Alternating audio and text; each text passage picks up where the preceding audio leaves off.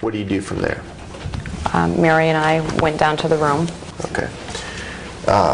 What happened when you get there? The door was closed, and I knocked on the door.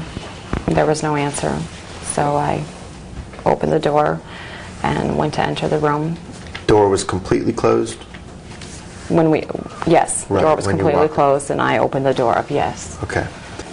All right. Now, when you came to the room, was the door, describe for us the door. Was it open and closed, partially open, partially closed? As I told you yesterday, the door was completely closed. Okay. I introduced myself. He let me in. I said, I understand that there's some problems. How can I help you? He said he had been in the night before and that the dressing was not on his mother's ankle, and that he was upset about that, and that he had had the nurse sign a piece of paper stating that the dressing wasn't there. He began to get very angry, and his voice began to get louder, and I could tell that the situation was escalating. He then told me that we weren't giving good care, and that his mother had there was blood on a bed pad from an open area because we weren't giving her good care.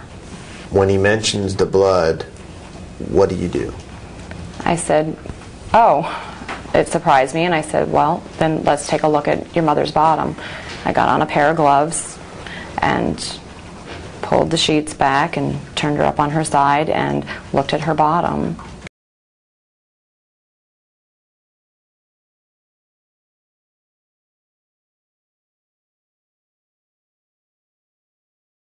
Did you observe any blood?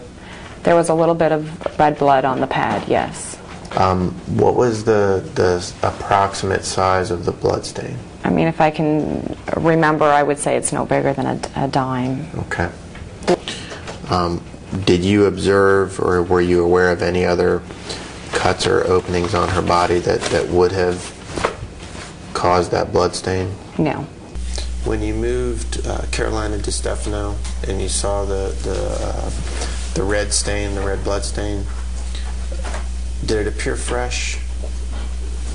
It was bright red. What did you do from there based on the fact that you saw this piece of, or small stain? Well, at that time, Larry was very angry, and I'm in a room with him and felt very intimidated. So I suggested we go look at the chart, and I retrieved the chart, and when I opened the chart, there was not a nurse's note in the chart, which made Larry even more angry. And he started banging his fist on the counter and backing me up against the corner, yelling that there wasn't any documentation in the chart. Where is it? Where is it?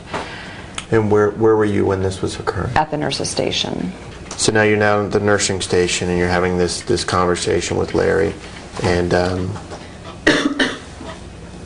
is he loud? Very loud. Okay. He was yelling that the documentation wasn't there, and he was banging his fist on the counter, wanting to know why it wasn't there, and coming toward me. I mean, he was yelling so loudly that people were coming out into the hall, residents, staff, and I told him he needed to quiet down, that, you know, this was a nursing home and he couldn't behave that way. He just continued to yell, and he ended up going back down toward his mother's room, and he was almost as if he was running down the hall, and he was yelling. And at that time I went into my office and I called 911. And then I called Chuck Shear because he wasn't in, and I needed to let him know what was going on in the building. Okay. You reached him by cell phone? I believe he was at the corporate office. Do you know how the Orlando Police Department knew that there was a pad that had blood on it? I'm sure that I had told them when they came. Told who? The police officers when they came to do the trespass warrant. All right. Orlando Police Department comes to the nursing home, and do you or do you not tell them about the blood on the bed pad, or about the bed pad? As I told you yesterday in my deposition, I don't recall if I told them or not. Okay. All right. Let me turn to your deposition, page 126, lines 20, starting at line 21, and tell me if you remember giving this question and answer. Do you know how the Orlando Police Department knew that there was a pad that had blood on it? Answer: I'm sure that I had told them when they came. Question: told who? The police officers when they came to do the trespass warrant. Do you remember giving those answers in response to those questions? Yes. So what I'm asking you now, in light of those two passages from your deposition, Ms. Bean, is whether or not you told them about the bloody bed pad at that time, or if you do not remember whether you told them. I don't remember having the conversation, but if they knew that there was blood on the pad and they called me back to retrieve it, then I must have had the conversation. I don't remember the specific conversation. All right. That is how you believe that they would have known about the bed pad. Correct. Okay, but you don't recall telling them that. I don't remember the conversation, no. All right. Are you able to point to any records in either the police records, your records, any records at all, where it is shown that you documented, that you told the police when they came and trespassed Mr. DiStefano at 10:10 in the morning about the bloody bed pad? Do you know of any record? And if the answer is I don't know, that's the answer that we will accept. But do you know of any record that shows that you told the police at 10:10 or thereabouts about the bloody bed pad? To which I'll object. She's answered the question. Whether or not you accept the answer is immaterial. You may answer the question again. I have not seen any record. Thank you. Mrs. Bean, I want to direct your attention right away to the bed pad that we have behind you. And do you have any reason to believe, by looking at this bed pad, that this is not the bed pad of Carolina DiStefano? I have no way of knowing if this is the bed pad. It's been too long. Mr. Glick will help you. We will stipulate that this is, in fact, the bed pad. Okay. Thank you, Mr. Grower.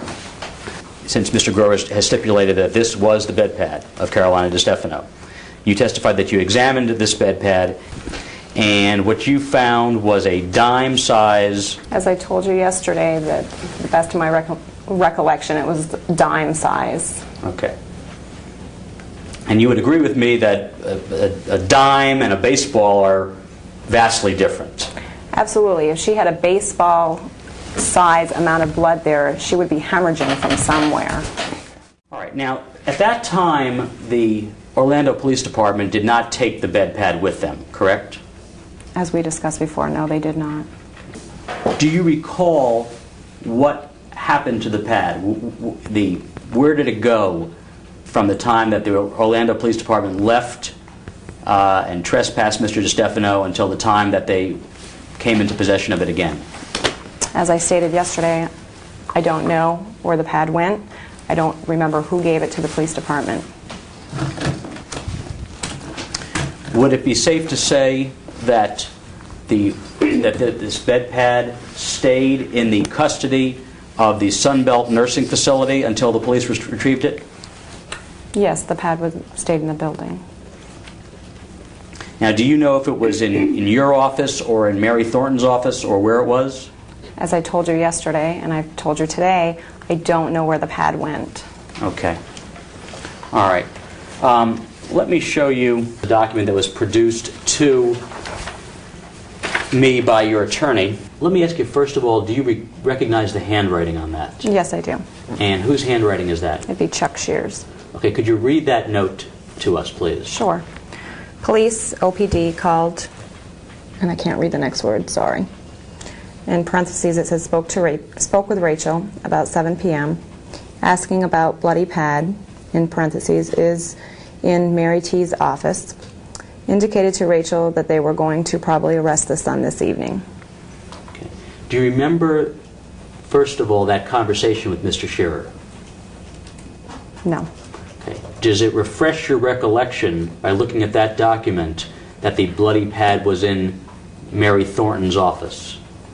That's what this statement says, but I don't remember the conversation, and I don't, as I told you before, I don't know where the pad was.